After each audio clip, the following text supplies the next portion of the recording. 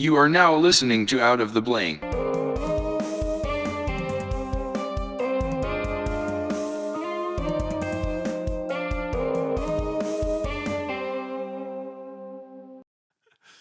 Well, the cool part about it is for this episode of Out of the Blank podcast, I'm here with Howie Spangler, the singer of the band Ballyhoo.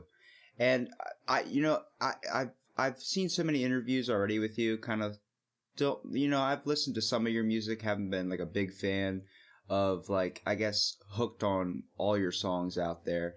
But I started becoming really like actually I think it was like a week ago really getting into your music when I figured out you had a podcast. Oh, right on. So a lot of what on with like you probably get in interviews all the time is with like a lot of your music, like it's got a good reggae kind of punk vibe to it. How would you even say like your band started out? It was something that my brother and I had wanted to do from childhood. Like we were about I think 4 and 6 when our dad took us to a concert. We saw Rat and Poison. And Bret Michaels on stage. Yeah. Bret Michaels is on stage and he was humping the stage and smoke everywhere and lights and big booming sound from the PA and just in this arena in Baltimore. It was Baltimore or DC. It might have been DC Capitol Center. And it just was so inspiring. It was like, oh, this is so rad. And we were already into music and stuff at that point, but we started playing band. We called it band in our bedroom. And he would get some pencils and sit down on the bed and pretend he was playing drums, and I would jump around the room pretending I was the lead singer and David Lee Roth and all that. And yeah, I mean we would play Motley Crue's "Shout at the Devil" album front to back, Dr. Feelgood, and Rat albums, like all that. We wanted to be in a band, and it wasn't until early teens that we actually started to do it. I didn't know how to play guitar or anything when I was a kid, and I'd get frustrated trying. And finally, I'd seen some bands play at our school locally, and it was a fun show. It was a lot of fun to go to and just be in the audience. But I was like, man, we could do that. We could totally be on stage doing it. And so we started the band in '95 that summer, and a year later we were on stage playing our first shows. I mean, what was that feeling of just stepping on the stage? Because like I tried, like my whole family's into music, but I just, besides playing the drums, just like having ADHD and trying to find an outlet that kind of connects me with my family in a way, I couldn't pick it up. Like I tried playing with my brother for a little bit. He's in the band the Rogue Citizens, and like they're local around here and they're getting pretty popular. They played Jellyfish Festival with you guys, and it's like just trying to even like my first gig with them was like it's just something I wasn't super interested in. I mean, I loved playing music with my brother, I really did, which I'm pretty sure you can relate to a lot. Because one thing I did want to bring up was I noticed in your guys' music video of Renegade and Detonate, the song, Yeah. you were pointed towards your brother who's the drummer, and there was like a connection thing too, and I was wondering if it like through your mind at all, which probably a lot of people that don't know what it's like to play with a sibling on stage, there's obviously going to be hard times like trying to find where like you both kind of butt heads at times, like brothers are brothers. Like that's how it was with me and my brother. But seeing you in the music video look at your brother and being pointed towards him and playing, is there any thoughts that came to your head like, wow, we're fucking brothers and we're doing this. Like, we're playing music together and we're becoming like this popular band? Yeah, I mean, sometimes we, look at each other and it's like, yeah, this is like we're doing this. Like, this is rad. Like, we'll have some beers and like talk about just how cool it is to be doing this stuff now. And, sometimes you have to be reminded of like all the little successes that you've had over the years, because it can get, doing it for so long, it gets exhausting and you can start to feel like you're not getting any traction. This isn't going anywhere. But then when you really look at it, it's like you have to consider, well, it's been a long career and we've done a lot of very cool stuff. And there's a lot of bands that would kill to be doing the things that we've done, and you know, you can't just shrug that off. Like anything else, it gets, like I said, it gets tiring, and you feel like sometimes it feels hopeless. You know, it's like, and you feel like you're wasting your time. You know, like, oh my god, like I got a family to support. You know, and I want to make sure this adds up to something. But then Yeah, like that makes you double down. You know. I was listening, like I got hooked on your podcast, man, Tales from the Green Room, because literally listening to it, all the questions I had written down on this list, I have a little bit in front of me. I'm not even looking at it anymore because all the questions I had written down were like, hey, what's it like playing with this? It's cool to throw in there, but I'm like, how I've done with my podcast is like I try and just, it's a conversation between me and you. Stuff I want to ask you is stuff that just comes from me. You can ask me things too. But listening to your tales from the green room, and you're giving this personal experience, which is the main thing I want to talk about. And you probably talked about music so much, and you probably get a little bit sick of it just because it all kind of like, if you listen to your podcast, you explain it all to everyone. Like, the one thing that really hit me was when I listened to the episode you had, I think it was number 21. You called it, you said it was old enough to drink finally.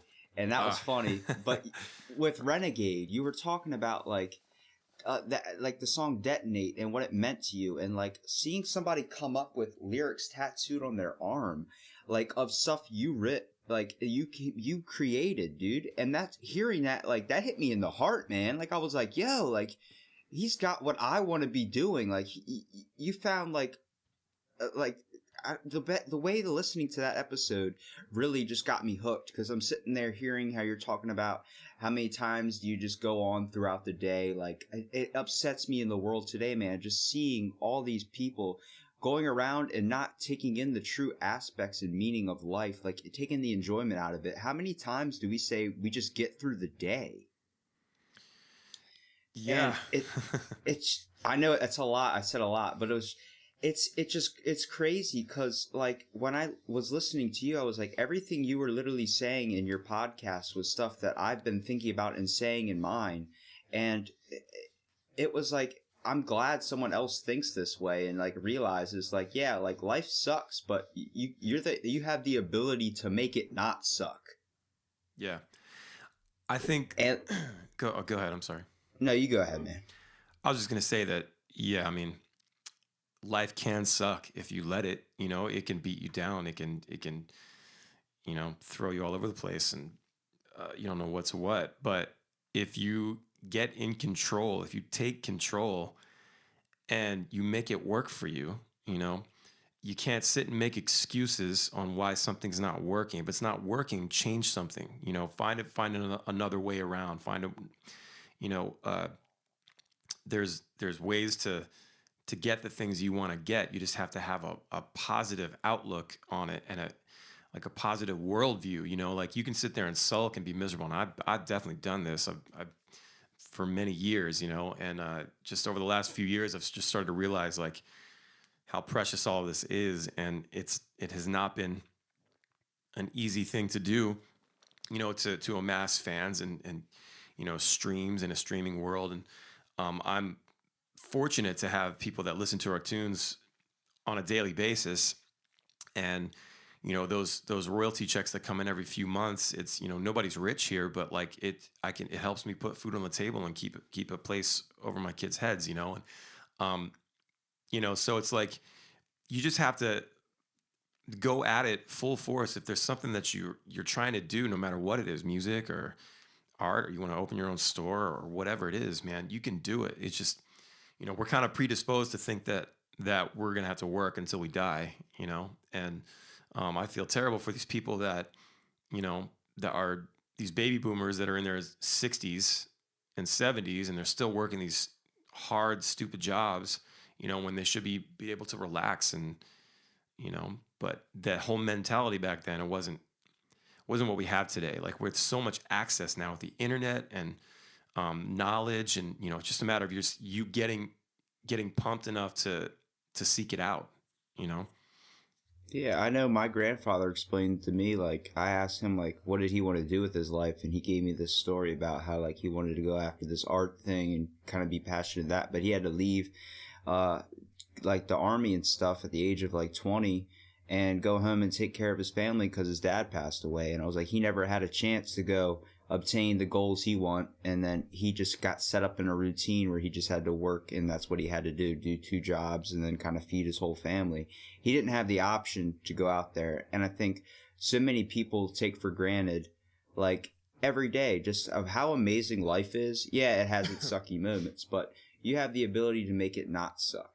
And like, for me too, like, I'm at fault with it as well, like being stuck at a job I don't like and doing things of this sort. Like, it's it's a job, it's trying to get me through, but I'm also trying to pursue other things as well. And when I started a podcast, I just started to realize everyone's interesting in their own amazing way. We all have stories that we formed. And when you can take that and realize, like, hey, let's get those stories out there, because you might have a message that's going to help somebody else out. Like listening to your podcast and hearing you explain how, like, difficult it is, and you're doing, like, getting this personal experience of, like, man, we're gigging all the time, I'm trying to get content out there. It's like there's a complication with that, but also you're the owner and you're the creator of your own podcast. So where I get fascinated by this is you don't regulate by anybody, and that's so important because you're in full control of it. You decide however far you want to take it, man. And that's awesome. And I appreciate that you have this content out there, because you don't know how, like, inspiring it is to hear your voice, someone that's making it in the music career business and, like, is literally doing what so many parents will be like, you need to find a career, something that's actually going to make you money. So many kids give up on that dream of pursuing music just because of how little the people that do make it out there are. Like, it's not a big portion of the world getting giant music careers and everything. It's a very, very, very slim chance that you ever get popular doing something you love, like writing music. I think it's a I think it's a misconception, and it's misleading when people. I think it's because people just don't know. They can't think of it this way. But um, to have a music career or a career in the arts, whether it be writing or painting or whatever, you don't have to be a millionaire. You're not going to be a millionaire. Most people are not going to be millionaires. And that's fine. But you can make, the same money, if not more, than someone that went to school to be a teacher. And that's unfortunate because I think teachers should get all the money. You know what I mean? Like, oh yeah, for real. They're literally, that's the hardest job I think in the world, because you're not only teaching the future minds, but the whole aspect of you're teaching a new group of kids every year. So every time you get these kids finally learned on what they need to learn, they're gone, and you got to teach a whole new kids. Yeah.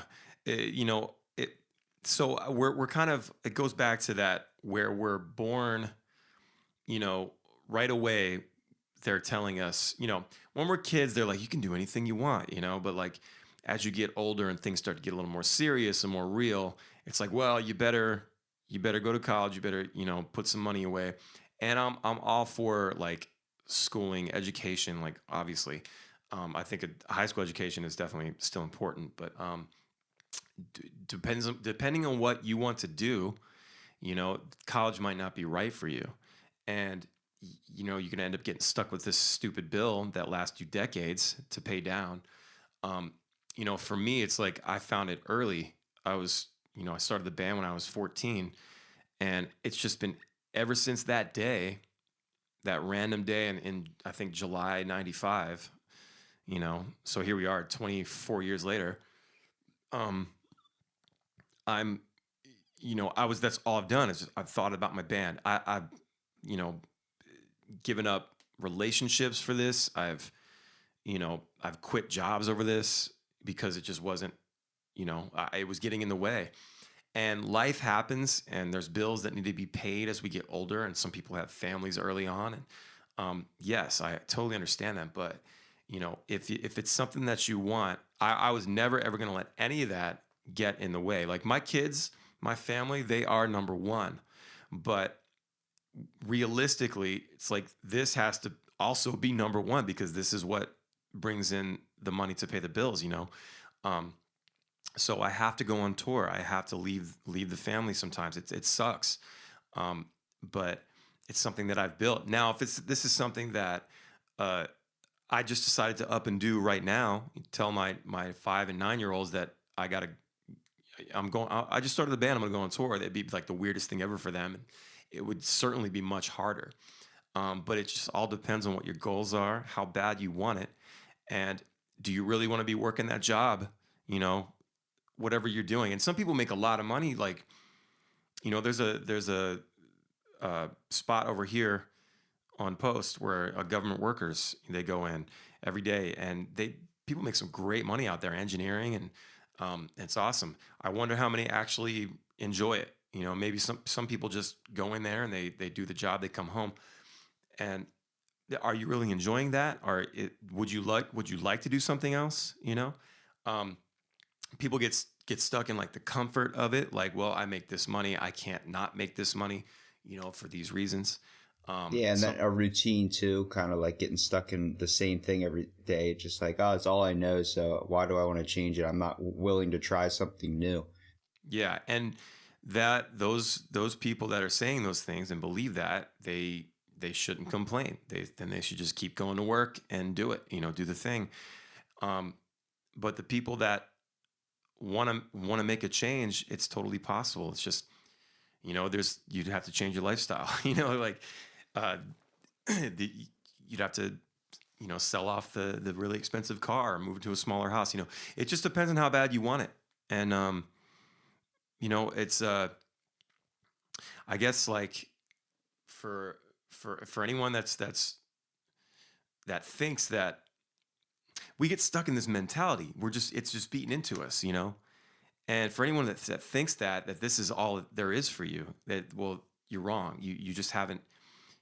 Someone needs to show you the way. I don't know. That's kind of like what I did the podcast for, was to like just talk about these things and just show that like this is totally possible, no matter how old you are.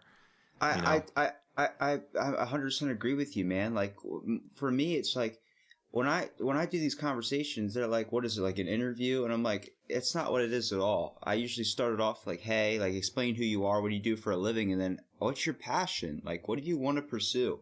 And I've had so many people message me about the podcast saying like, dude, that was so much fun. Time really flew when we were on it. Like, just being able to sit down and talk. Like, this is my first time I've ever done it over the phone. Which I'm appreciative of you even being able to do this with me, because just getting to sit and talk to you about this stuff is just really awesome. But like, I prefer having a setting where like you come in and we're sitting on you're sitting on my couch, I'm sitting in a chair, and I just have this recorder in front of us. Like, I want you to end up to the point where you're so relaxed, you got your arms behind your head and you're like cross-legged sitting there like getting all comfortable, like it's your house too and all this stuff. And I'm like, yeah, like I like seeing that. And then also I like seeing their face when it lights up, like when they first walk up to my door, like kind of all like just like like how they do walk around every single day, kind of like depressed and stuff. And then after the podcast is over, they're all like hyped up and like, that was so much fun, like I didn't know it was anything like that. Like, I'm glad, because everybody's interesting in an amazing way. And I'm not very good at reading, but you're basically a history book, and I'm down to hear the history of Howie Spangler. And that's how I tell them, like, I'm down to hear the history of whoever's on. Like, you got to tell me what you're interested in, because you're writing a book, and that book is nowhere close to finish. And you can choose to do the same thing, and every chapter can be the exact same, but you can also change it. If you get stuck in this rut and you want to get out, you have the opportunity to do that. That doesn't mean quit your job and do all this stuff, but if that's what you feel you need to do, you got to do it, man. Yeah, and wait to hear this new song we're working on. Dude, I'm already stoked on it. Like, just listening. It's exactly what we're talking about. Just listening to Renegade and just hearing all the stuff you had on that, I'm like, is it hard for you to create music, or you just get how I get, like with these like random times of thinking, like where I'm just like, I need to start podcasting about this like right now?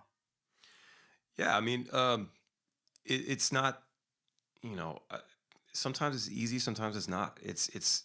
I can come up with melodies all day long, but words I struggle with sometimes because I want to say the right things and I get caught up and I'm always like, that's not good enough, and I throw it out. I over criticize myself, overthink things. I'm trying to be more just let it go, like just let it out, just kind of stream of consciousness, and don't worry about trying to make too much sense right now, that kind of thing. But I don't know. It's just I just have this drive every day when I wake up that I just want to work on music. I want to write a song. I want to put something down. And when it comes to the podcast, I talk about that or talk about the state of the business in 2019 going into 2020. Like, we're going to be streaming more and more. Downloads are going away. Like, it's not the way it used to be. CDs aren't really a thing anymore. Like, cars don't have CD players like the new ones. Like, it's I just talk about things that come into my mind. Like, the last few days I haven't been able to sit down and do my own episode this week yet, but I've got a couple things bouncing around in my head that I want to talk about. Just things that I think maybe people might find interesting, or things that other artists might be thinking right now as well. I think it helps. I think it's nice to know that other people are thinking the same things and just sort of going through the same things, and you can really make a connection that way. Yeah, especially for me, listening to someone like you on your podcast. Like, I'm seeing you as like this, like, just this giant performer, mega famous guy. And whether you see yourself in that light or not, to me, that's who you are. Mega and famous. Also, how you look like Neil Patrick Harris, by the way. Oh yeah, definitely. But like I remember seeing the Expendables and you opening up for them one time, and then like just jumping off stage and you coming down and having a beer just with the crowd and everything and being able to vibe with them. Like, I've also witnessed performers that don't do that. Like, witness performers that like just completely don't care about the audience and just do it for the money and stuff like that. And it's sad to see because like, I don't want to profit off doing my podcast. I mean, it'd be cool to make a little bit of money just to support it, but I don't want it to turn into this mega corporation. I've already had some type of people being like, hey, if I sponsored you, you could do this. I'm like, I don't mind that, but I also don't promote it in a way to get like where I'm gonna have like use what Facebook does and boost posts by like $20 or something. I'm out there putting out a message, and whoever wants to view it and come across it and it decides to help them, that's good for them, man. Like, I'm glad I could do that for you, and I'll keep trying to produce content in that way to make sure that keeps on going. But I don't want it to become this main studioized thing where I have some company trying to put their own creative like line in the sand, I guess. And then, because how far until they keep pushing that line farther and farther, and then sooner or later it's just not my podcast anymore. Yeah, it's good to stay in control of your own stuff, and I think that it's super important to have that same approach, that same outlook that you have, as far as, okay, this. I'm just gonna put this out there for free. I don't need to do, ads and take sponsors and stuff that I don't believe in just to, make some money. Any of this stuff, like, first off, if you're thinking about getting into this business or the podcast business or anything like that to make money, you're going to be disappointed. Yeah. You certainly can make some money, but it's not what you think. It takes a very, very long time to get to a place where you're comfortable and you don't have to work that job anymore. I didn't quit my job until 2013. That was when I was like, okay, this feels like the right time. I got to dive in now before my son gets older and shit gets crazier, and that's what I did. I quit, and that was oh my god, like 18 years after I started the band.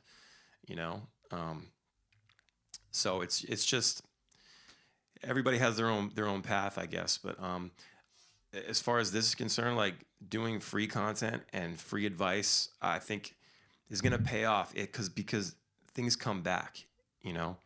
Like, you doing this is going to come back later on down the line, and being able to see the big picture and see the roadmap and kind of where it's all headed, that's a gift. Like, not a lot of people have that. A lot of people have this small scope of vision, and they're either, okay, I need to make this much money. It's like, no, dude, like, no, just do the thing, and eventually people are going to pay attention.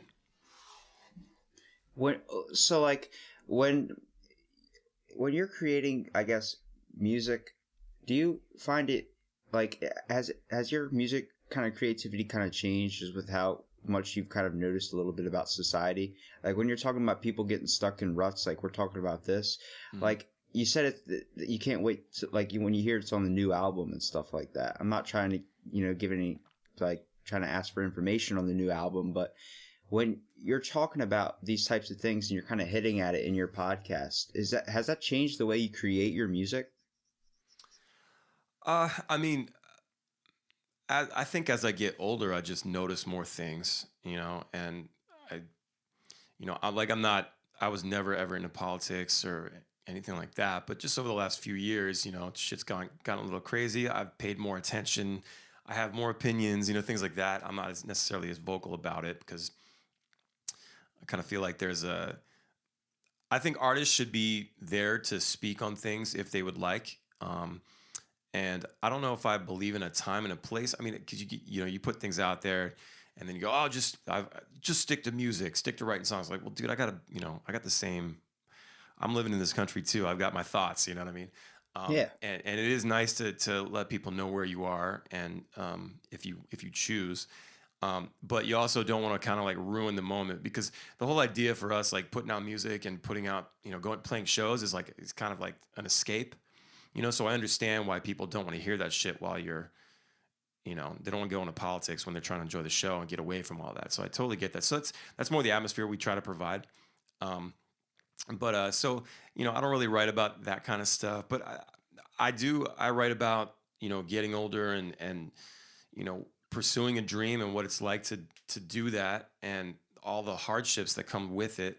I write about relationships. I write about all kinds of stuff, and it's just sort of whatever I'm feeling. And I don't know. I feel like whatever we put out seems to connect with someone in some way, and that's really all I can ask for.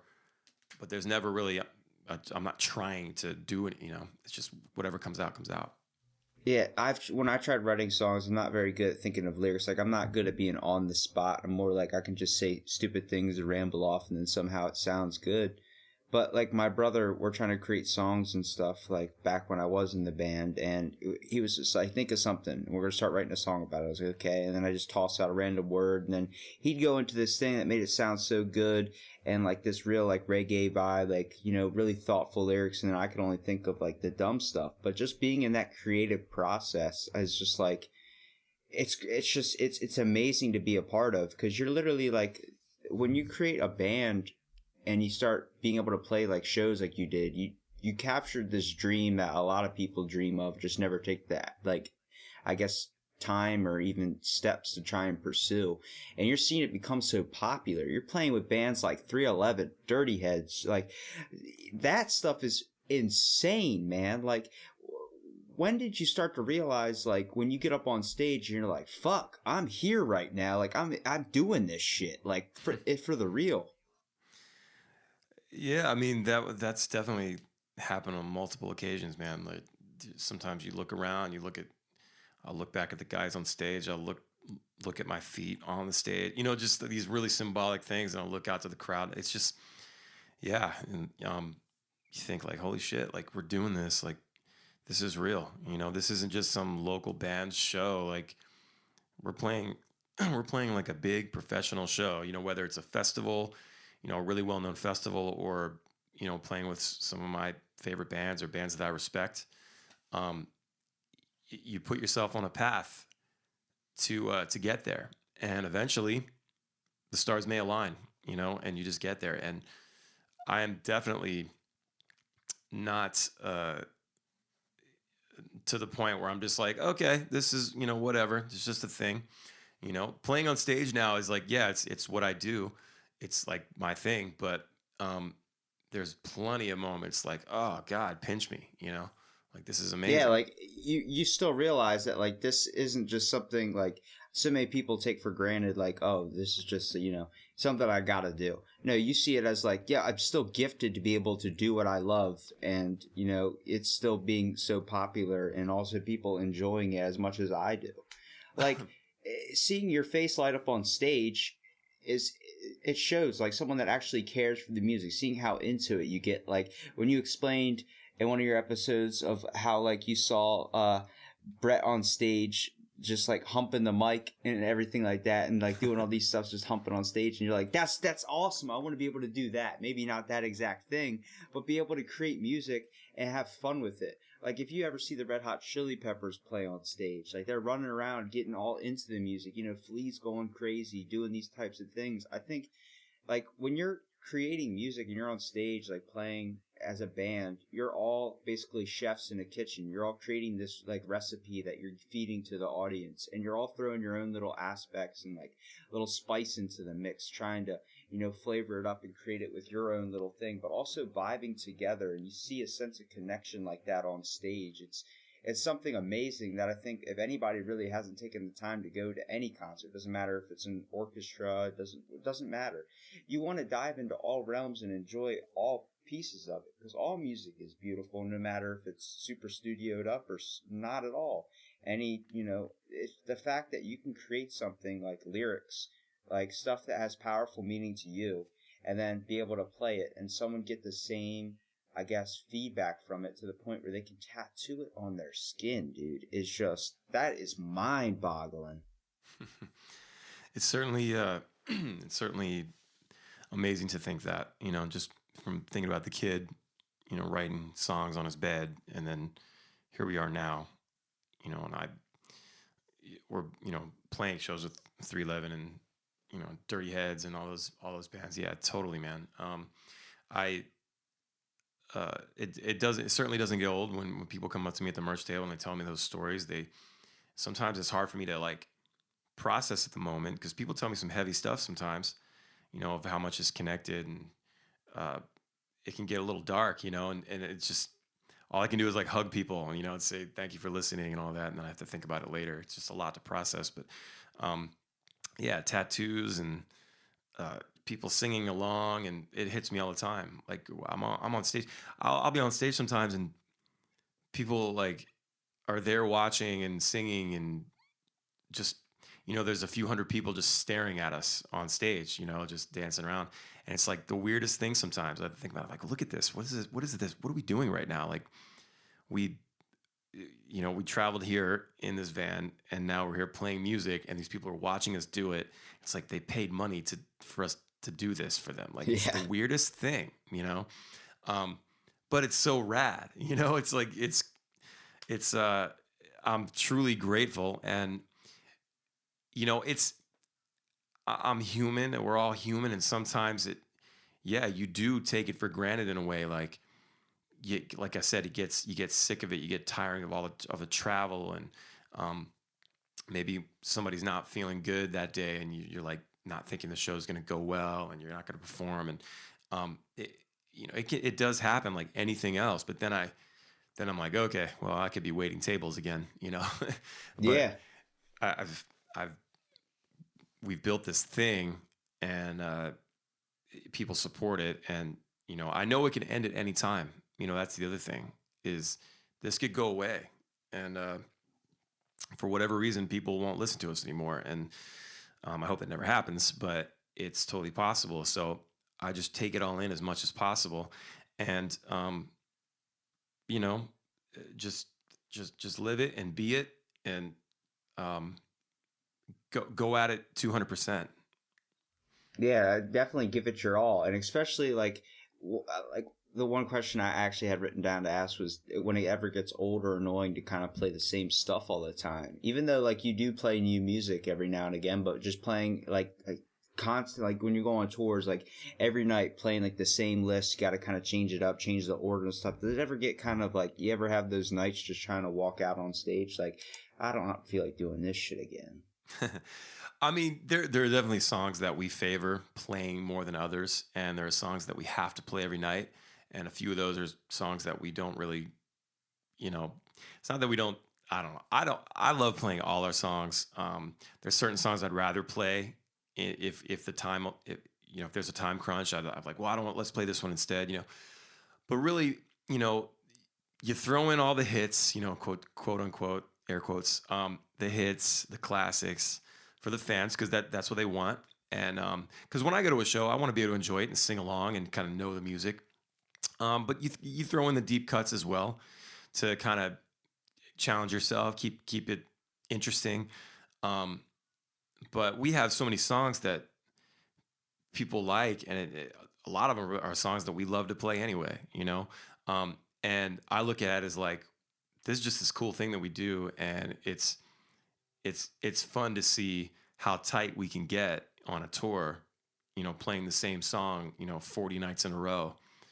Um, you know what I mean? And just kind of seeing how the audience reacts, and you know, and we try to change the set a little bit, and you know, throw some different songs in there. So it's not. So we have people that follow us around. Like if it's one of those states that has like a lot of cities, you know, within a couple hours of each other, we'll get people following us around for several shows at a time, and you know, we want to make it a little bit different each night, change a song or two, you know. But I don't know, and we just try to do fun shit. Like, you know, we use the wig from the gas station burrito video. We Yeah, use that was that on pretty fun. stage, and we've got geysers that shoot up smoke and lights, and we have these light boxes to stand on, and just to get hype, and you know, just things to kind of pepper in there to make it a little more exciting, more interesting. And we're always thinking of other things to do, you know. So it doesn't feel like you're doing the same thing every time. Yeah, exactly. And like like I was saying, one song that you probably are like when you're talking about the quote the hit, like playing like Walk Away, like that probably gets old after a while. It's certainly. I mean, that song is 8 years old, so it's like, okay, here we go, walk away. But it's just we've played it thousands of times, and it's just the energy is just off the charts. You know, that's the song that everyone sings, and it's towards the end of the set, and you just feel things wrapping up. So everybody just really embraces it and goes hard, and it's I don't know, just having everybody sing along the way they do, and you know, It kind of I can refreshes you. yeah, it's you're like it's just a reminder of why we do what we do, because we you know, we're there to like give this to people, but we want something back as well. So we're helping each other, you know.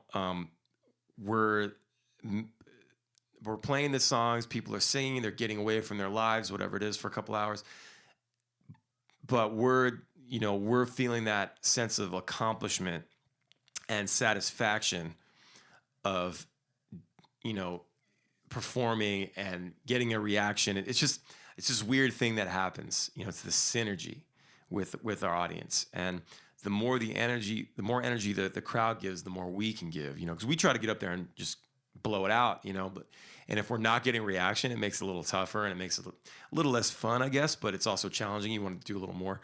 Um, It's kind of like a conversation a little bit because like when you're on stage, you got that like first 5 minutes you're trying to introduce them and get them all pumped up and get them vibing with you and everything, and then once that like mood and vibe is set, then everything just flows. Right after that, you're able to make it more like cooperative with the crowd. Like I always loved it. Like I watched Pepper, and like I remember being baked out of my mind, and he was playing this song and then stopped, and it felt like he stopped for like 2 hours and he was just talking to the crowd, and then he picked up right when he left off, like note, same note, everything on perfect cue, and it just blew me away, man.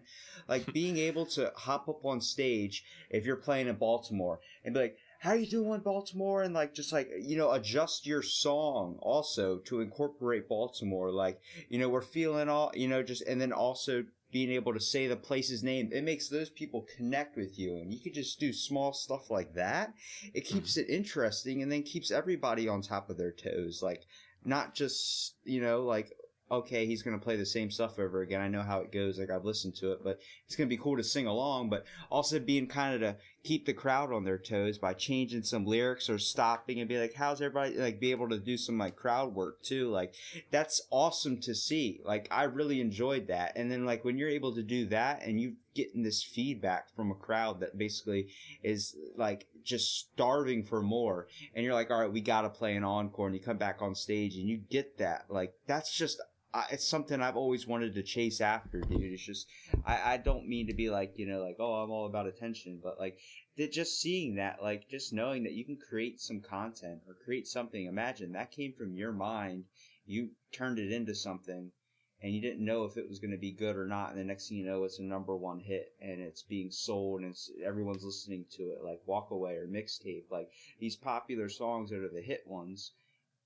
But you still, like, I guess you understand how popular it is and how it's kind of needed to be played when you're on stage, but also just like not letting it get old, because so many artists, like older artists, like some members of AC/DC and some members of Aerosmith, like if Aerosmith walks on stage and doesn't play Dream On, you're going to be upset.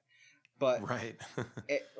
he talks about it, like it gets old. Like it gets old when you're trying to create new content, and everybody's like, what are you doing? Go back to the old stuff. We care about the old stuff. And it's like, you still want to create new content. You understand you like the old stuff, and you still love that people like hearing it, but you also want them to listen to your new stuff too, and be like, hey, this is what I'm feeling now. This is what means a lot to me.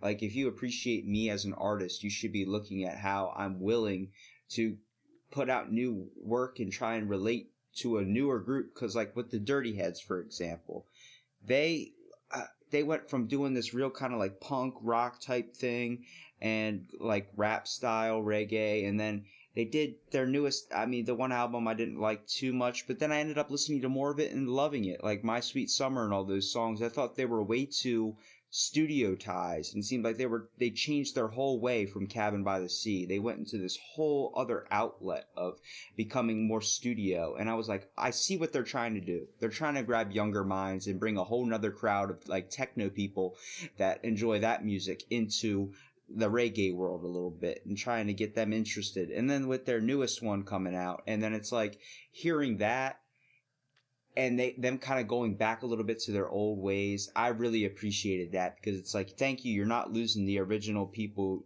you kind of went out to produce music for, that like that reggae rock vibe. Yeah, I think that's part of being an artist, man. I think you need to grow and you need to do stuff that's interesting to stay sane. There's certainly, I feel that there's an expectation for sure. Like, the sound that you became known for, people want to hear that. And that's why they like your band. You're hoping that they'll grow with you and they'll open up. I mean, there's some people that they prefer our older records, or some people that really enjoy the new stuff. And we just try to keep it. I don't. We don't want to put the same album out every time, and it's got to stay interesting. And we've been able to mix all the genres that we love. Over time. I mean, we're going to be at some point putting out album number 8. And I don't know. I don't want to put. I mean, there's certain some certain days I feel like playing punk rock and just ripping, and there's other days where I just love a good reggae groove, something simple with a little riff in there, and just put that out. I don't know. It's just, that's the beauty of it, of being an artist, being an independent artist at that. There's nobody to answer to, and for us, it's like, I hope that our fans enjoy everything that we put out. If they don't, they just want to tell us to fuck off. I mean, whatever, that's fine. Go do what you got to do. I'm doing this for myself first and foremost. At the same time, I'm happy and glad that it connects the way it does on such a massive level. Yeah, like someone coming up and saying, "Hey, it affected me." That's good, but you're like, that's not what I like intended, and I'm glad you got something from that. Yeah, And I mean, I intend for it to connect. I do. There's never like, sometimes I write songs that are just kind of, they're like really, from my perspective, and it's pretty like specific. So maybe it's tough for someone to relate to it because it is so specific to a life event that happened to me. But for the most part, I try to keep it general and talk about things that, that I've gone through, but I know that a bunch of people have gone through, yeah, so it's easy to find those parallels for people, I think. And but if we put out this next single and somebody's just like, because it's not what Detonate was. Detonate was more of a punk record with ska songs and stuff. This one is a laid back reggae song, and that's definitely been a part of the sound. Maybe not as of late, but that's just what I was feeling. I got super stoked about this demo that I found recently from a couple of years ago, and I just started building on it, and it is what it is. Yeah, I You mean, know, one powerful lyric you have that I really want to mention, you have to live your life today because you might be gone tomorrow. And I think you mentioned something about that, like that was influenced by like your dad passing away. yeah, it was. Yeah, I'd written it before he passed, a couple of years before he passed, but I changed one of the lines, and it just made sense. Like when I said, "I think my father just gave up," that wasn't in there before. It was after he passed that I wrote that lyric, and it just sort of changed the whole meaning of the song for me. And yeah, I mean, just hearing that and like where I talk about your podcast giving you like this whole other side to the music thing that a lot of people like you've done many music interviews before and probably don't get asked or no one really talks about your podcast maybe, but like hearing that and then you explaining that, like I was like, I just answered my own fucking question. Like there's no point in asking these music questions because you answer everything in the podcast. Like you're relating to an audience. Like the way you were able to give me your thoughts and it's coming from you and you're controlling the podcast, you're definitely being more open, is way more open than you'd be like with this podcast, or way more open you'd be if someone was holding a microphone to your face. You know what I mean? It's literally your thoughts and emotions on why you wrote that in the first place. And anybody that enjoys Ballyhoo needs to check out the podcast of yours, because hearing those stuff and like I felt like I was like, wow, like he's giving me the real shit. Like he's talking to me like, hey, Santa Claus isn't real anymore. And like he's letting me know like this is how the world works, son. And it's like hearing that was just it had a lot of meaning to me because I've listened to so many stuff where everybody's sitting there reading off ads for 35 minutes and then kind of giving you like the fake, like I've had people that own really good popular businesses in Ocean City come down and trying when they're on the podcast and just give me the whole corporate type of talk. Like I'm like, dude, I'm not in it for you to sell your business. I appreciate like you being on, but I want to hear your story. I want to know why you chose to pursue this in the first place. I want to know like the roads, the challenges, your thoughts, the difficulties. I want to know everything because if I don't think of podcasts as like a good form of therapy, I just think it's the best way for someone to be able to figure out that they're really, really interesting, and it doesn't matter who you are, man. Yeah, we all got a story to tell. It's a good way to get to know people, listening to podcasts, like as opposed to like reading an interview. Because you can hear someone talk, you hear someone speak like right out of their own mouth. The things they say that sometimes you can hear the passion in their voice when it's something that when they're talking about their craft or things like that. It's very interesting to hear it from their own lips, and people appreciate the deep, like introspective, Yeah. That I feel like I've been listening to podcasts for years now, and I don't know, it's just very, that's something, it's just satisfying, like, especially for driving and things. I don't like to read either. I definitely like try to read books when, make time to read some books and like really sit down, but if it's something I'm really interested in. But for the most part, like I'm watching videos, I'm listening to podcasts. That's how I learn, That's how I take in information. Yeah, I mean, most of my information and thoughts kind of come from Joe Rogan a little bit, just listening to him. Right. I mean, I just started to realize, like, I've been working out probably every day going on 7 years now. Like, I haven't missed a day. And Awesome. I was just listening to podcasts every time when I'm working out and listening to, like, 2-hour Joe Rogan podcasts. And I was like, wait a minute. And it just came to me, like, in November of, like, last year, like, why am I not doing this? Like, I started realizing, like, I stopped getting in this routine where I just wasn't talking to anybody. I kind of like extradited myself from everyone, just kind of staying away, didn't want to talk to anybody, and just become so secluded and in this routine of going to school, work, going to school, work, going to school, work. And it's just like over and over again. It's like, do I want my life to be like this?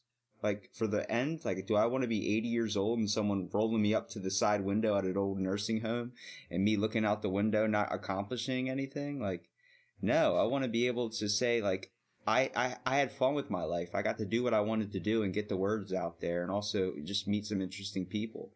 And I don't want to ever say like I got through life. Like how many times do we say we got through the day? Like that's not something I want to live by, and I don't think people should have to live by it either.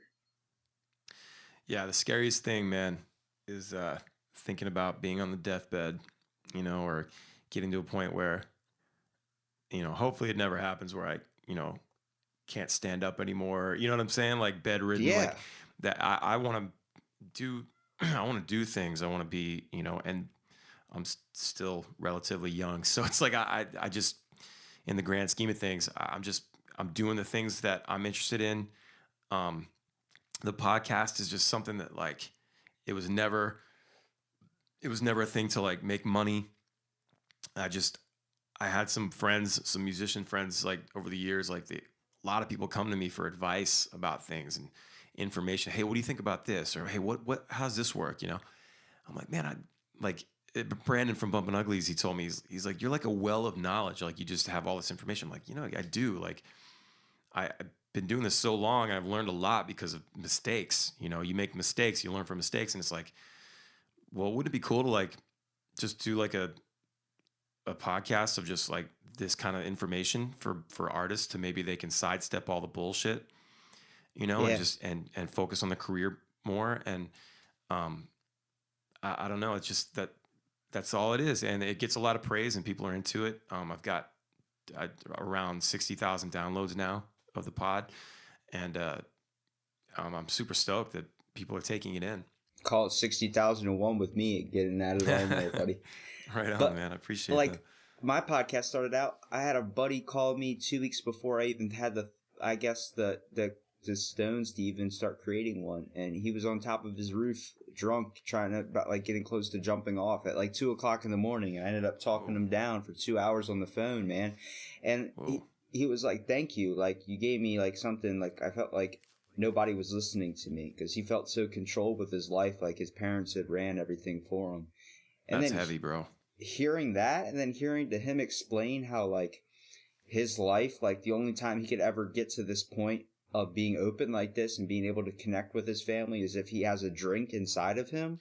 Like hearing that, I'm like, yeah, it was breaking my heart because I knew this guy is like, was literally like the teacher's pet, like the perfect student, the kid that was going to go to Harvard and get all these things accomplished with his life.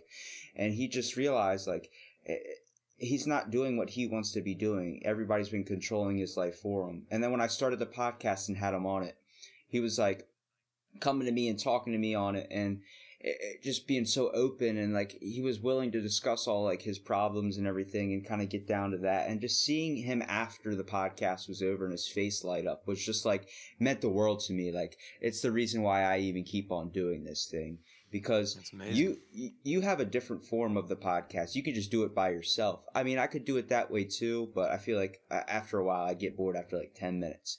Mine, I try and set up with people. So it's very, very hard trying to schedule in with people because so many people don't understand what a podcast is, don't know too much about it. And then they are like, what's it, like an interview? I'm not good at interviews. No thanks. And it's like, no, that's not what it is. It's a conversation between me and you. Just check out an episode. But the more content that comes out there and getting like popular people like you on here too, like it means it's not just the idea that you're popular. It's the idea that you're a person and you're someone that I've seen, and just like I've witnessed concerts and I've seen you perform before them and seen you on stage. Like, wow, he's he's pretty cool. He's tall as shit. He's cool. And like just that stuff. And then listening to how you talk on your podcast and how you're talking to me right now, like being able to, like, everything you're saying, I'm connecting with so much, dude. Just maybe not from the music side of being like how it must be like to play on stage, but just how your thoughts on the world are, and realizing like any words you can say or any wisdom or advice you can share, someone out there is going to hear it and benefit from it. It's so plan, powerful. Yeah, that's the plan. I'm glad you're getting something out of it. I'm not perfect. I don't have all the answers. I just know what I've been through. I know what I know, and I think if anybody's willing to listen and take something away from it, if I can inspire one person to do something they thought they couldn't do, that's great. Yeah. I love that, at the end of all this. And so, I'm just I'm gonna keep doing what I'm doing. And there are days where the depression kicks in and like, why am I even bothering with Oh this? yeah, I know Why? how that is. I don't feel like doing this. No one's gonna care. Like, this is a dumb idea. It's like really weird. It's these dangerous, toxic thoughts that enter my mind at the most random times, and it just really bums me out. And it's really hard to crawl out of. So I don't have severe depression or anything like that. I've never been diagnosed. I'm pretty sure it's there, um, but it's it's I can't imagine being someone with really severe depression and the thoughts like your guy standing on the roof about to. I mean, that's crazy. I've never gone that far. So I just try to find positive things. If you look at life through a negative lens, all you're going to see is negativity. All you're going to feel is negativity. And you're going to put it out there and you're going to get it back. And people aren't going to want to hang around you. Like I've just found more people to be negative the more I think about all this stuff. Yeah, like a wet wow, towel. like wow, you're just a negative Nancy. That's what this is this whole time, and like for me, it's Debbie Downer, negative Nancy. I'm and I'm also finding people that look at life in a positive way, and that's you don't get prosperous by being negative. Maybe somebody like Lewis Black, the comedian, maybe that guy, but it's doesn't happen for everybody that way. But I just think you're better off. Don't be a dick. Be considerate. You're better off doing something nice for someone, expecting nothing in return, because it's going to come back to you at some point. And that's just the way the world works. People call it karma, whatever. But I just feel like that's how all of this works. You want to be prosperous. You don't need to be a millionaire. You're probably not going to be a millionaire, but you can be happy with something, making okay money as long as you're stoked to be doing it. You know what I'm saying? Yeah, like you can be the worst furniture maker in the world and not make any money off of it, but if you enjoy it and you love doing it, hey, go ahead, man. Right. And it's just all depends on what your goals are. And if you just want to go work at that job that you got 10 or 15 years ago and had to get security clearance and all this kind of stuff, and you have benefits and you're fine with that, then you've already won. There's no but complainers, people that complain about the way things are, you can't change that. You can't change the way the world is. You can change. You can take control of your own life, and you can change the way you approach things and the things that are happening around you. In that sense, like put yourself on the path to be, to live a certain way. If you want to change your lifestyle, if you want to live a different lifestyle, you got to change it. No one's going to change it for you. It's just going to be every day is going to bleed into the next, and before you know it, you're going to be fucking 80, and you didn't do anything great. Like the phrase I use is, "You're the only one that has the keys to your car to drive it. So where are you going to drive it to? Are you going to Are you going to keep it parked, man? Or are you just going to actually go pursue what you want, dude?" There's nothing more true, and all this stuff has been like, you can get sarcastic about it and cynical and be like, fuck that. Like that book, The Secret. Like people downplay that. It's not like, and I've read a little bit of it, and I just basically got the gist of it. And The Secret is not. Things aren't just going to happen for you. If you think about it, it's not just going to happen. That's not how that book works. That's not what that means. It's saying you have to put yourself on this positive outlook and think about the thing that you want every single day, every single moment, and just make moves to make it come to life.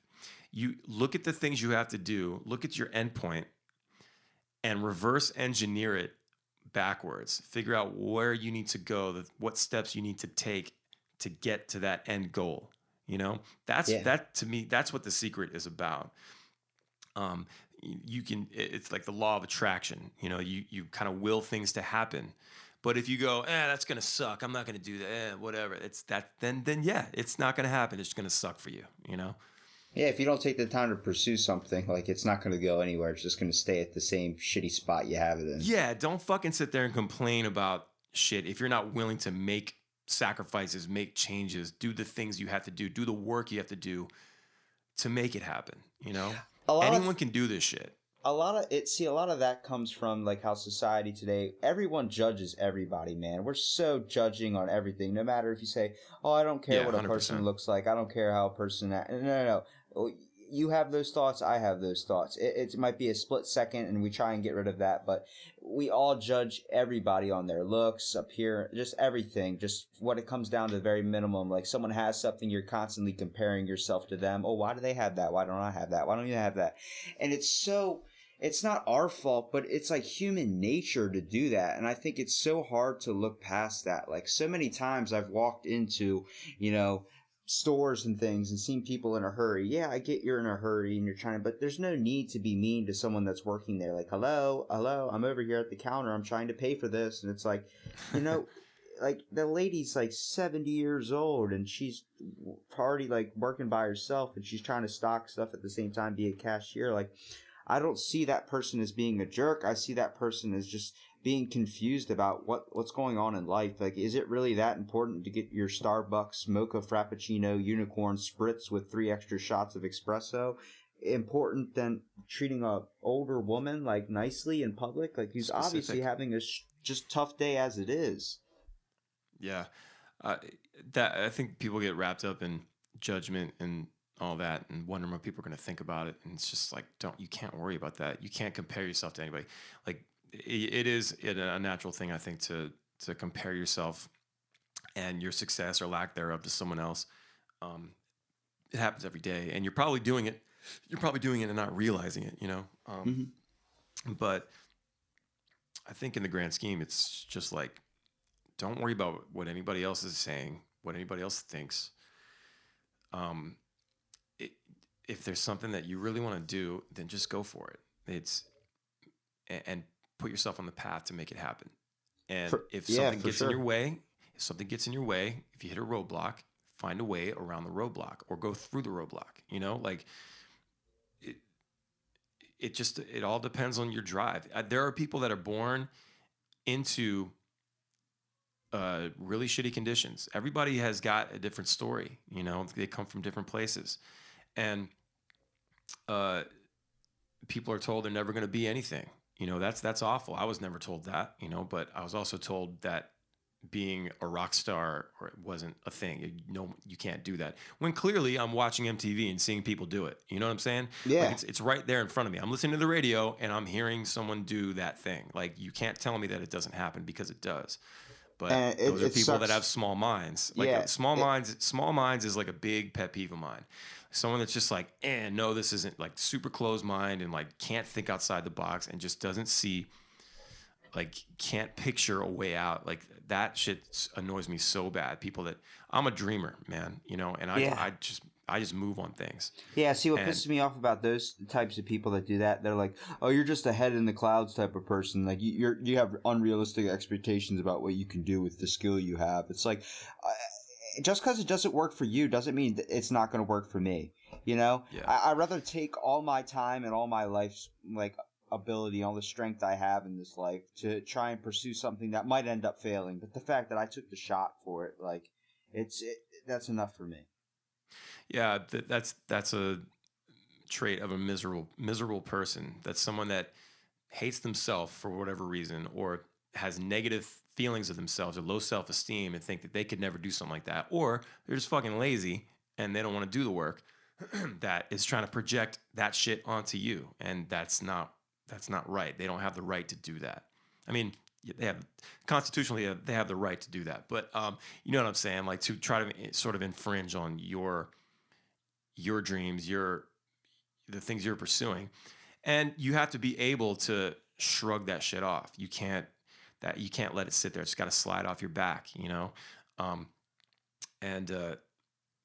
You know, I don't know. I just, like I said, I just do what I do, and I have good days, I have bad days, but all in all, man, I'm happy with the way my life is going because we created this thing as this band, and now I've got the podcast, and I'm just, I'm becoming a recording and mixing engineer. I'm a producer, like all these things that I've done because I've done the work, and I'm still working. I learn every day. I watch YouTube videos every day on how to mix a kick drum properly or whatever. Put yourself on the path to do the thing you want to do, Yeah, and then constantly work hard, even when you think you're already a success, like still trying to pursue past that. Like it's the same idea, like the people that have billions and billions of dollars, but still keep working their ass off to make even more. It's not that they're trying to be rich assholes. It's the idea that no, they don't want to stop and they don't have the ability to stop. They want to keep on producing things. They want to keep on, making money. They don't want to stop there. And the fact that like so many people just get to a point like I'm comfortable where I'm at and then stop. It's like, why do you want to just be comfortable? Don't you want to say you gave it your best shot? Yeah, no, the day you get comfortable, the day you think you have it all figured out is when you lose. It's over. Like you have to constantly be evolving, adapting. Shit changes all the time. Instagram's going to be gone in probably 5 or 6 years. Oh yeah. It's going to be something else. Something else is going to come along. And these Instagram models and people that are, putting acoustic videos and people them singing or these cooking shows and stuff on IGTV, you got to find the next platform and get on there now and start building that, because this is going to go away. Like you always have to be evolving.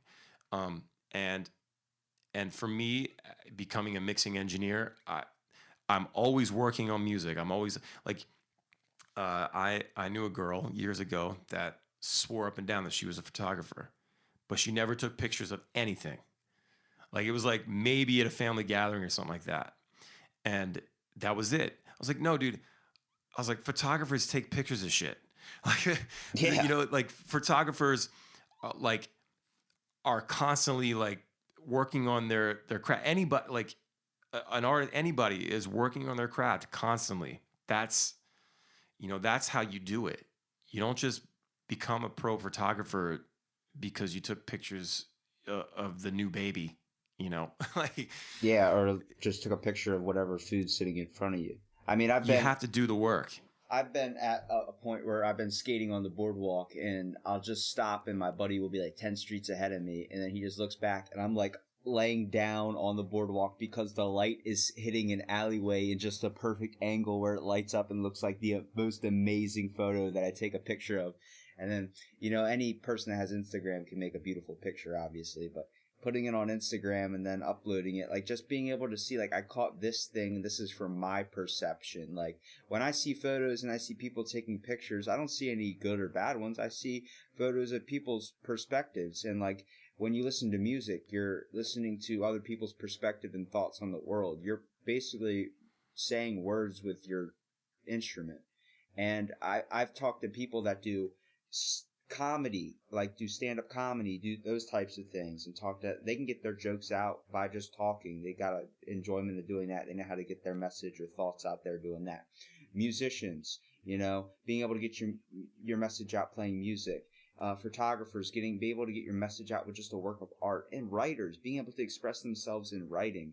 Like we're all looking for a way to get our voice out there and be heard. Nobody's looking to be the quiet one in the corner. As much as we display that in public, we all have an inner voice that's like, hey, let me out, let me show what I can do. And you've captured it perfectly, dude. And I mean, I'm glad that you kind of think a little bit like how I think about how everything's going with just people being so closed off to others in general and being so willing to accept being in a routine and not breaking out to accomplish more. Because you've done literally what some people would say is the impossible. Like you've created this hit band and this awesome music. And I don't know where you got the name Ballyhoo from. You got to tell me that. It's a friend of ours when we were kids. When we were starting the band, we were looking for a name, and she's like, "You should call the band Ballyhoo." I was like, "Okay," and that was it.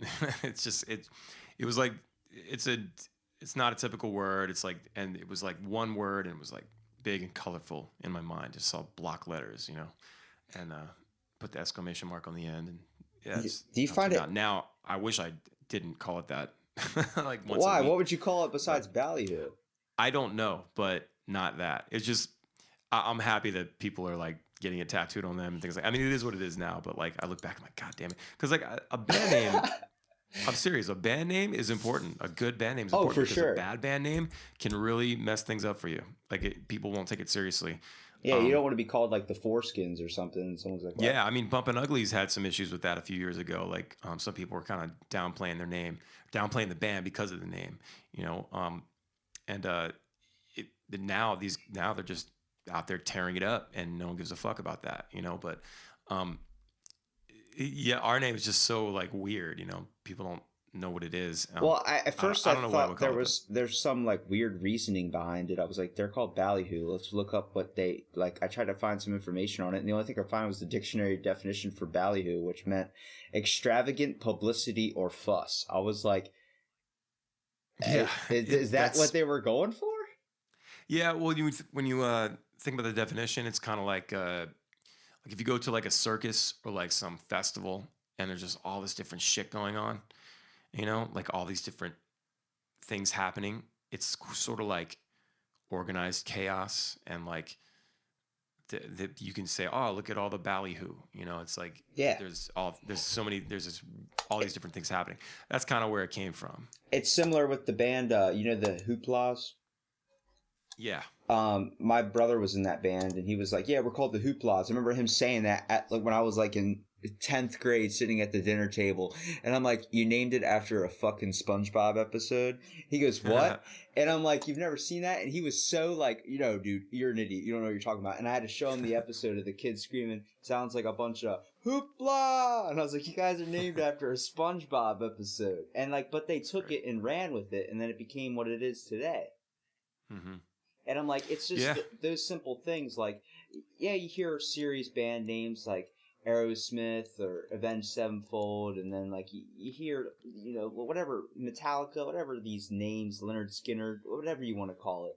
And you hear that, like, how could someone think of a name like that? But honestly, if you think too hard about trying to create a name, you start to lose, like, I guess, the good ones. Because, like, sometimes it just pops up in the middle of your head. Like, for my example, like podcast, Out of the Blank podcast. It's literally what it is. It's out of the blank. It's out of nothing. Like, I'm just, you know, we could talk about farting one minute. We could talk about aliens the next. Like, it's just, it all depends on who I have on. Whatever you want to talk about. I'm interested in just trying to get into good conversation with people. Oh, that's good. You left it wide open. Yeah. And it's like, everyone's like, but what's it about? I'm like, that's the thing. It's a conversation between me and you. It's a show about nothing. Yeah. It's literally a show about nothing. And then that was my Seinfeld impression. Yeah, well, it wasn't bad, I'll tell you that. But it was literally like, I have a spin-off of this one too, and that one's called Fill in the Blank. And it was just a play on the words. Like, I have one that's about nothing, let's do one that's about something. And Fill in the Blank just narrows down on specific topics. Like, we talked about cornflakes one episode, and you're like, how the hell you talk about cornflakes for one episode? Howie, do you know how cornflakes were originally invented? I don't. 1945, Sir Harvey Kellogg invented them to prevent masturbation. What? Exactly. Now, I found this out while I was eating a bowl of cornflakes, and my buddy's like, dude, look this up. I looked it up. He thought that sugar, if you made a cereal so bland or without sugar, he thought sugar was linked to increasing your passions. So he believed that if people didn't have sugar in their breakfast cereal, so he made cornflakes, no sugar or anything, that they would be less likely to masturbate. So, like, wow. I started recording a podcast about it called Cornflakes, Fill in the Blank, and then I'm just sitting there eating cornflakes, and we're talking about it. I'm like, yep, I definitely don't feel the need to go pursue anything a little bit farther with my passions. And, like, cracking jokes like that, it was just the whole idea. Like, there's these little sudden things from, like, secret government conspiracies I look up to just going down just so many rabbit holes to the point where I'm just printing out articles and stuff my friends are interested in, having them on. Talking about Bigfoot. We shot the shit for 45 minutes on death by coconut. Apparently coconuts kill more sharks than average per year, which I didn't know about. And it's like stupid shit. On them? Yeah, it's like stupid shit you look up like that, and next thing you know, it's like you become like a human encyclopedia. That gives me references on stuff for school that I do, and also stuff for podcasts. And someone will be talking about some government thing, and I'll be like, "Oh, that's project," and then I just shout it out, and then go into that, and it helps me because I also it's educating myself with out of the blank, and also educating myself with fill in the blank, being able to Yeah. it's just something like I love constantly learning, and I found myself like where school kind of let me down a little bit. I didn't take it to the full extent I wanted it to, just because it felt way too systemized. Like, this is what we're going to learn today, this is what's going to happen.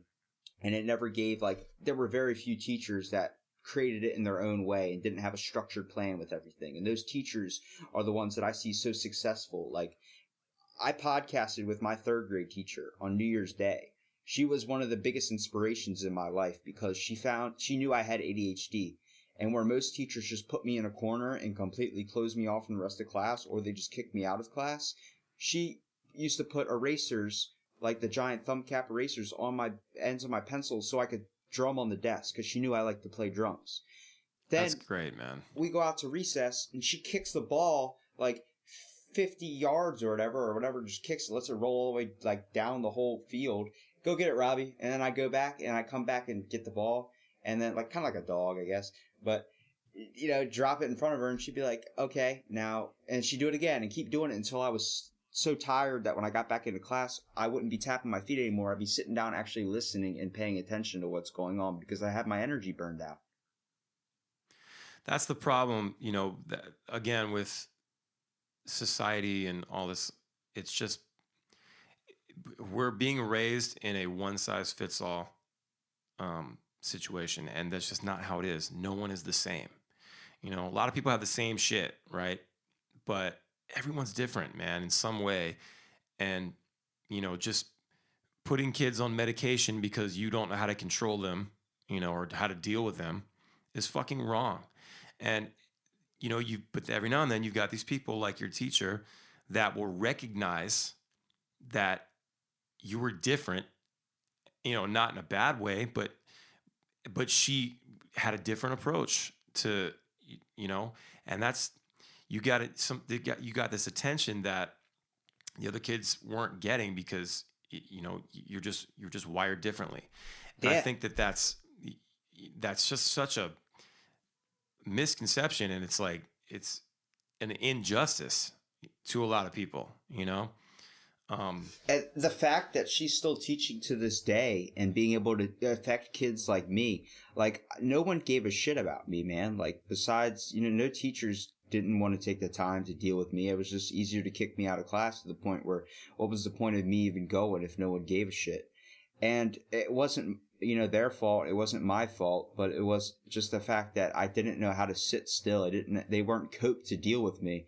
And then finding someone that took the time to really care for me, and then me ending up being the first one in my family to go to college and graduate and do all these things, like, it meant a lot, like, to have her there at my graduation and be able to like send me messages and still Snapchat me today, like, how are you doing, one of my favorite students out there, like, being able to keep up with me. And like, it's just amazing to see that, and like that someone could go that far, still be teaching after 30 something years and still getting her students coming back to her, and now she's teaching their kids, and like being able to do that, like teachers physically wanting to put your kid in that class. I think if every teacher aspired, maybe doesn't have to go as far as she does, but at least aspired to give a shit and invest in some of their students, not just one individual every couple of years, but some, like, just willing to take the more time.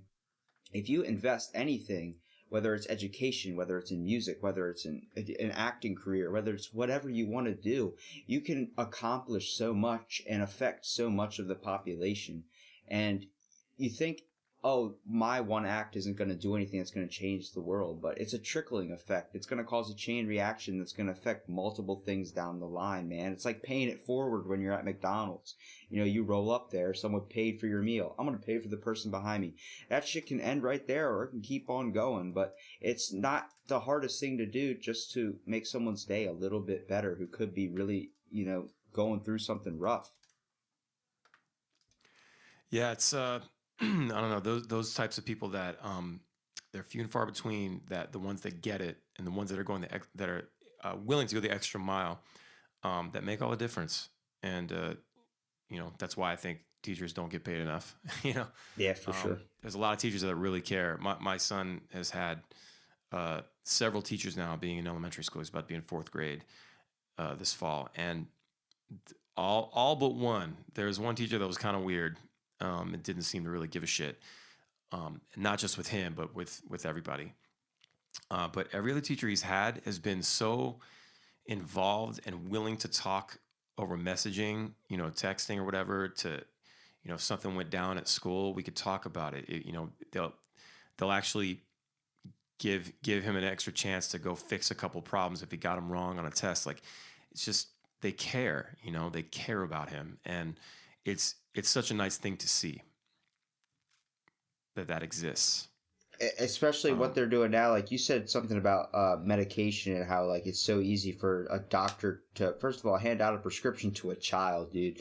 So many times, like, especially when I went to school back, 18 years ago or whatever, and dealing with like just being in like third grade, and they're so willing to, he needs to be medicated for ADHD, he needs to do all this stuff, and then like my teacher be like, no, he doesn't, he just needs to burn off some energy before he comes into class. It's like her being able to see that, dude. And she told me, she was like, it's so awesome what they're doing now in schools, where they're starting to give more of like looking at medical illness or medical like disorders like ADHD and other things like that. That I don't see it as a disorder. I see it as like a gift and a curse. Like, it's awesome that, I have all this energy, but it also sucks I can never sleep. But her schools being able to see and start noticing that this is something that's common, and instead of giving the kid a drug, why don't we look at their nutrition? Why don't we look at that? And then them starting to serve healthier meals at lunch that's starting to affect the kid's sugar control, so they're able to sit down and focus in class. Obviously, I had a shit ton of energy after lunch because I just downed some chocolate milk, ate this basically awesome-ass Uncrustable sandwich, and freaking some French fries. Like, obviously I'm going to be pumped up in third grade after all that, especially being a little kid and then having some candy on the side. You're nuts. And I know, it's crazy. Fixing that nutrition and doing that, them doing small stuff and incorporating in that into our schools down here, it's becoming a big thing, and they're starting to see a lot of progress where parents don't need to take their kids to a doctor to get some medication. I think it's ridiculous how I can ask you, hey, you want to try some meth? You're going to say no. But if I'm wearing a lab coat and I say, hey, would you like to try some methylphenidate or something? You're going to take it because it's got a cool scientific name behind it. But it could be just meth with a different name. Right. Like, that's ridiculous. And I definitely think, like, when it comes to, how it seems like parents are more willing to change their gender of their kid at a young age, too. Like, I've talked to a transgender who was on my podcast, and listening to her explain her body just dysmorphia and how she looks at her body in a whole nother way, and then becoming a guy, like, it's amazing just to understand, like, this person doesn't struggle with a mental illness. They're struggling with what it means to be regular in their life, and they feel like they're someone who they're not. They feel like they're wearing a mask all the time. And sadly, even in society today, whether you have a mental illness like that or whether you have something like being so gender dysmorphic or whatever, we all are wearing a mask in society, and it's just because we're afraid to show who the real us is to everyone. Like, being in relationships, 60% of relationships, marriages and all that end after a year or two because of just the fact that that person displays a whole different personality than when they first got married. And that's just because, like, one day you come in, your girlfriend's sitting in underwear and burping and throwing Cheetos all over the place. She's like, what are you doing? Like, oh, this is the real me. I was just disguising myself until, like, we got to this spot. That's happened before on both sides, and it ends relationships. Because when we are so afraid to express who we are in public, like, the one thing I love about my personality is whenever someone tries to describe me, the person literally says this: he's just Robbie. And they're like, what does that mean? It's like, it's not good or bad. They're like, you just gotta meet him. Like, yeah, I'm sorry, I can't explain to you if he's good or bad. You just gotta talk to Robbie. He's out there. And it's like, what does that mean? And it's like, I've been, someone would be like, you're an idiot. Like, say that to me all the time. I get that all the time. That's because I'll say something stupid, and then it's usually when they're having a rough day, because, I mean, it seems like every day for everybody is rough. And when I say something stupid, like, dude, do you ever think of this? And they're like, what? And then they'll be driving home after that long day and just think about it and start laughing. And then they'll come to me the next day and be like, I thought about that was funny. Like it just hit me at a random time and really cracked me up. And I was laughing for like 15 minutes. I'm like, I'm glad I could do that for you because that knows I'm doing something right in my life, knowing that I put a smile on your face at one point throughout the day, even when you really needed it.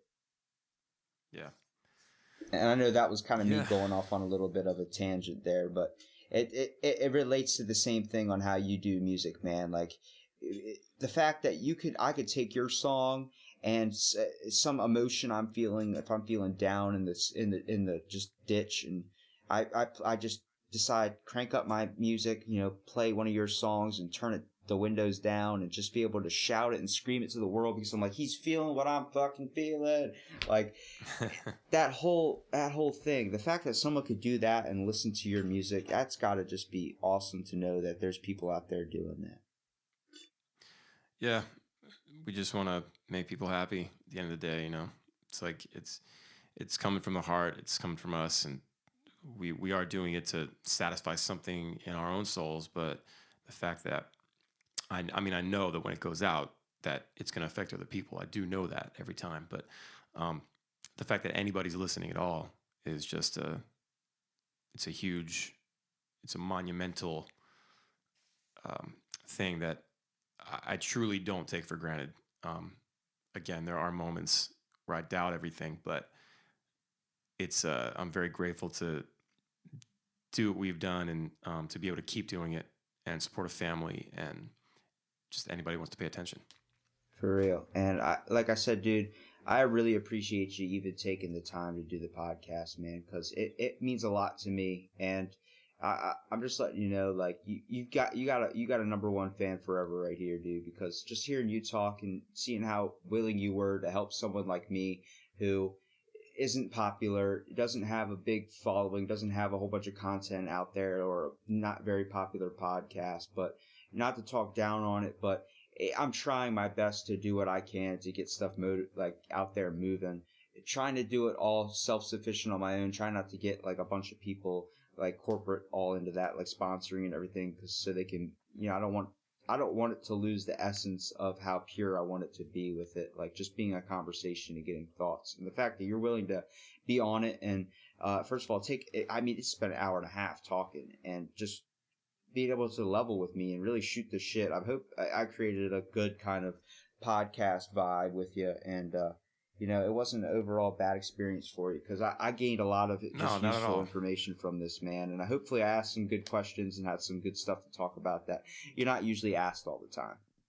Yeah, no, man, it's all about like just having a conversation, and it just kind of goes where it goes. And I know there was things that you wanted to know specifically, and that's fine.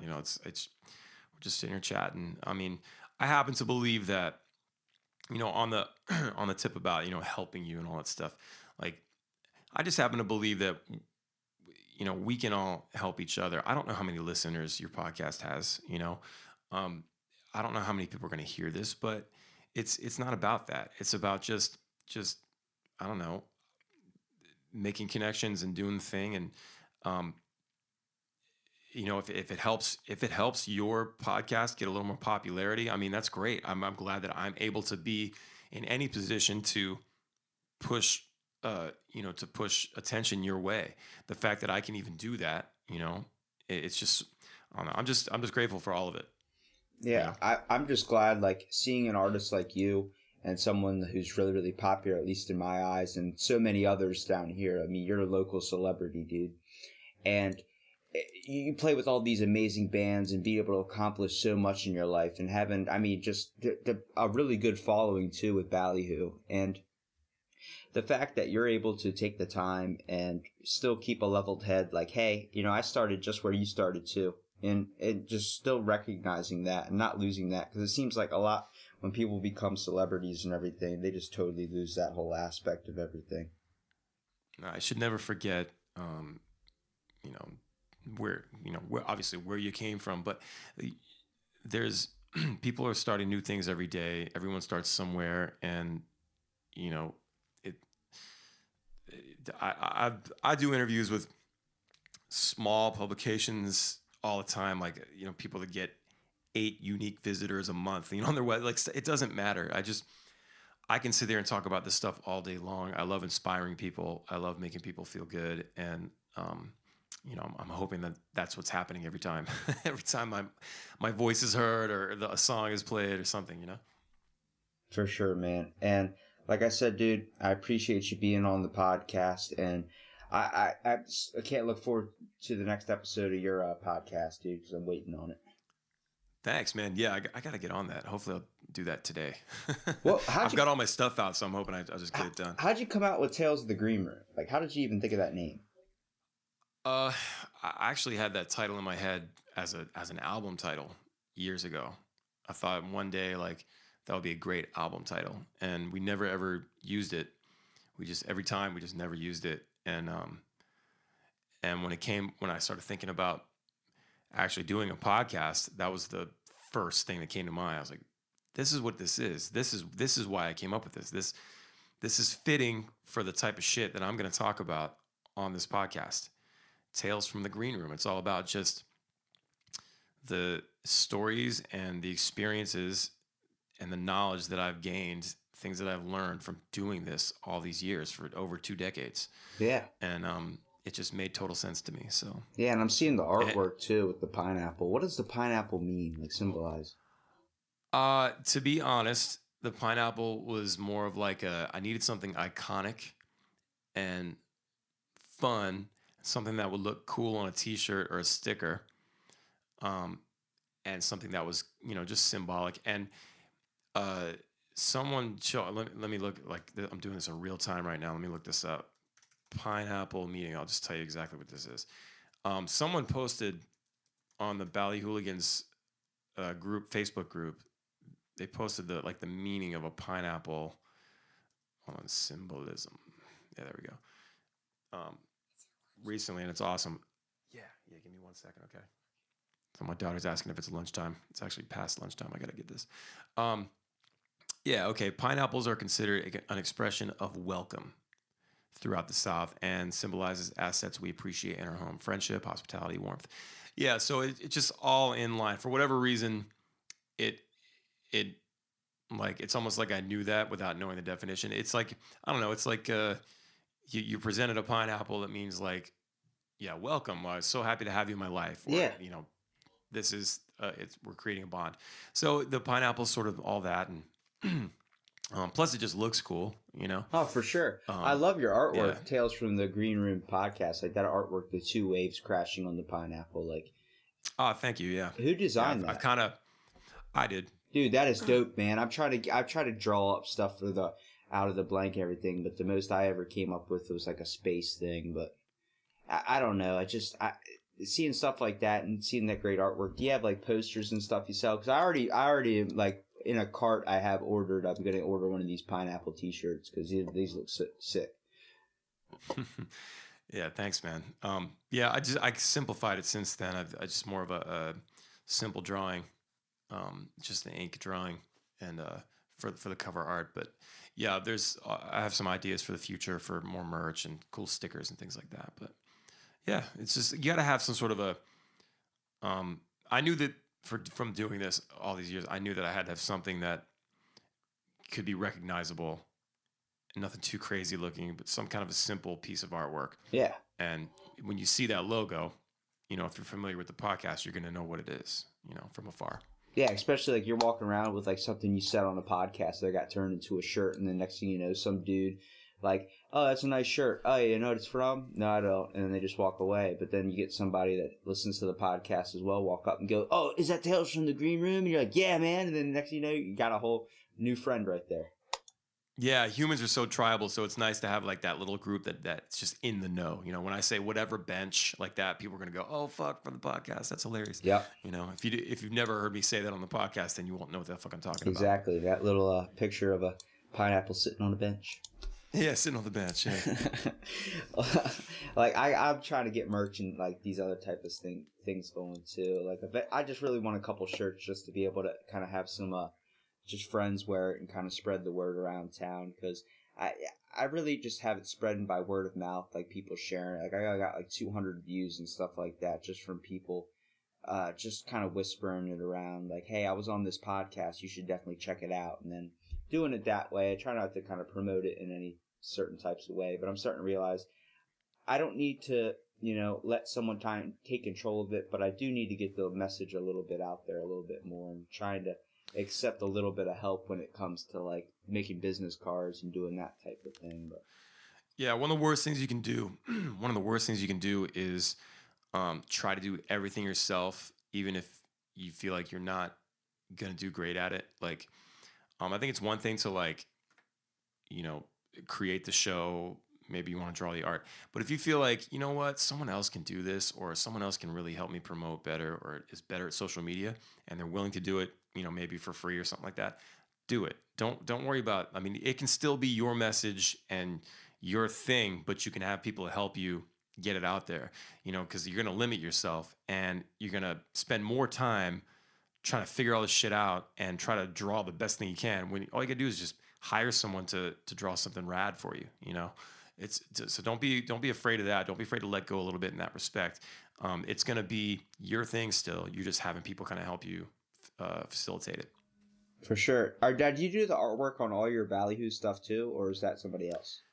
No, that's an example of what I just said. Really, it's there's many times like I can draw, and every now and then I'll whip out the iPad and start drawing something. And I drew something one day that ended up on a T-shirt. I had no idea it would, but everybody liked the design, and they're like, okay, we'll throw it on a T-shirt. But when it comes to like cover art and stuff, I just know that there are so many way better artists than me, way more talented, that do this every day as like their thing. Like I do music every day. They do art, and they're going to put way more into it. They're going to make it look better. And I'm going to, possibly half-ass it and get it, submit it late and things like. I would just rather give it up to someone so I can keep doing what I'm doing. The whole goal for me is to just be able to focus on the music, whether that's writing, recording, producing other bands, whatever it is. I want that to be my life. I don't want my life to be, being stuck creating merch. I'm happy to hire someone to do that for us. Yeah. It's just cool to see, because like you see a gig poster or something, like you're playing in Baltimore, like Slightly Stupid does stuff like that. They make it 311 especially, like they make it for that place, like they make it designed around that, like people doing artwork, and it's like just fans and stuff. Like being able to get that out there, and someone willing to have, like, first of all, that talent to create something so amazing. Like I'm looking at the Ballyhoo Detonate just album cover, the guy just laying passed out in a inner tube with like fire all around in a shipwreck. It's like just seeing that, like, you're like, what does that mean? And then you listen to the album and you're like, that's a fucking perfect representation of what I was trying to say. Like it's something. Like, I don't know if you've ever. I lifted it from lyrics from Riddled with Bullets. That's where that comes from. It's just cool, because like when you listen to something like that, you're like, I don't know if you've ever tried, there's like these energy drinks, one's called Star Blast, or like Bang energy drinks, but you're like, what does Star Blast taste like? And then you drink it, and the can's red, white, and blue, so you're like, oh, it tastes like America. Like, that's what it is. I can't describe it, but it tastes like Star Blast. You're like, but that's what these posters do. Like, you look at something like a reggae poster, or let's say I got a 311 one, and it's just like aliens and a bunch of koi fish flying in the air, and it says Washington, D.C. on it, and you're looking at that like, what does that even mean? And then you're listening to 311, and you're like, I get it. It's branding, baby. Yeah, it's freaking awesome, and I need to focus on that too. But the fact that you're capturing an audience, and also you're also giving, first of all, an artist a great way to express their talent too, just by even getting local people just to sign up and decide, hey, I got a cool idea for your poster. Here's this. You can do this for Baltimore. Bam, there you go. Yep. Well, man, like I said, I appreciate you being on the podcast, Out of the Blank, and I hope everybody that listens to my podcast really goes and takes the time to look at Tales from the Green Room podcast. I hope the same for you. That's run by Howie Spangler. Looks like Neil Patrick Harris. And you're freakishly tall, and that's one thing I have to ask. Do you ever get asked all the time, like, how tall you are? Every single day. Like, you're like a tree. Yeah, I don't play basketball. The weather's fine up here. The air is nice and thick. like we're good, All right. Well, for all the people down here, I thank you, man, for keeping your music just good vibes, dude. And it's keep it on going, man. Don't ever stop. And I know, like, you got other things you got too, like just supporting the family and everything that's going on. And I really appreciate you still taking the time to worry about your family on the road too, which are not only your bandmates but your audience out there too, because you're still, you open up this kind of vibe to them and create a home-like feel when they listen to your music, and we all appreciate that, man. Thanks for listening, man. It's sorry for coughing. Yeah, it's great to have people listening and paying attention, and if I can leave you with one thing, it's a quote that I've heard before. I don't know who said it, but I should probably find this out. But if you truly love what you're doing, you never work a day in your life. And that is just something that I think of every day. It's a good quote. I love and enjoy what I'm doing, and it does get tough at times, just like anything else. But man, I'm so grateful to have what I have and to be actually able to live off of the thing. Yeah, you should look up. You should look up Bruce Lee. I wish that on everyone else. Bruce Lee. What's that? Bruce Lee has a quote. He said, "God gave you this life because you're the only one strong enough to walk it." That's so badass. Yeah, right. I mean, Bruce Lee's already pretty badass, but him saying that just has more of a punch pack to it. That's a good one. I'm gonna remember that. Yeah, but I just want everybody to go out there, and if you're thinking about anything, if you're thinking about something that you would love to do, I would love to do that. Just put yourself on the path to do it. You don't have to wait for anybody's permission. You don't have to clear it with anyone. Don't answer to anyone.